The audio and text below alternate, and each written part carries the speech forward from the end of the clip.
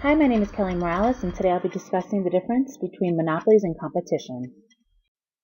The economic definition of a monopoly is when a specific person or enterprise is the only supplier of a particular commodity.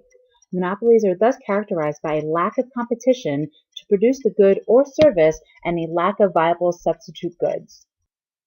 The economic definition of a competition is the rivalry among sellers trying to achieve such goals as increasing profits, market share, and sales volume by varying the elements of the marketing mix. This includes price, product, distribution, and promotion.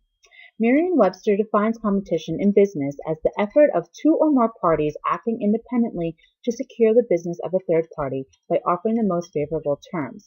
As you can see, the major difference between monopolies and competition is monopolies includes a single entity, whereas competition is a minimum of two or more entities that are providing the same good or services.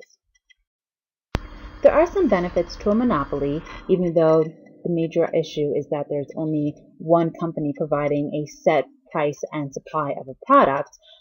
These do include significant research and development. With the additional profit these companies are making, they can then use that to help fund major research efforts, which can lead to improved products and lower costs in the long term. These companies also, being as successful as they are, can help set the standard for other companies on how to be an efficient and dynamic company, which would help them even though they're in a competitive field going up against their competitors. There are several benefits to competition, including lower prices for consumers, a greater discipline on producers and suppliers to keep their costs down, improvements in technology with positive effects on production methods and costs, a greater variety of products given the amount of different competitors there are in the field, a faster pace of invention and innovation, improvements to the quality and service for customers, and better information for customers, allowing people to make better, more informed choices. There are some consequences when it comes to monopolies, the biggest being the fact that a monopoly can set an extremely high price on a product or good or an extremely low supply, and the consumer has no say in the results of that. In one place where monopolies do occur, though, is when it comes to public utility companies. Usually in the case of electricity distribution, the cost to put up power lines is so high it's inefficient to have more than one provider.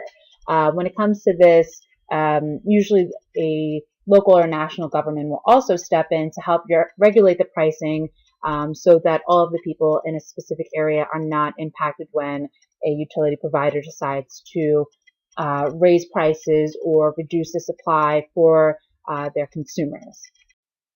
When it comes to consequences of competition, the biggest issue is leading to duplicated efforts and to increased prices in some circumstances.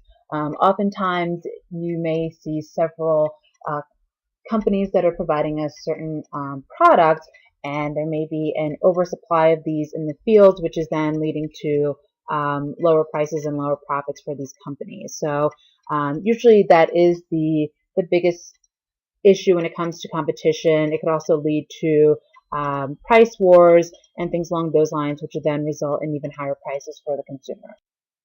As mentioned before, there is government regulation when it comes to monopolies. Usually when monopolies are not ended by the open market, the government will then need to step in to either regulate the monopoly, convert it to a publicly owned monopoly, or forcibly fragment it.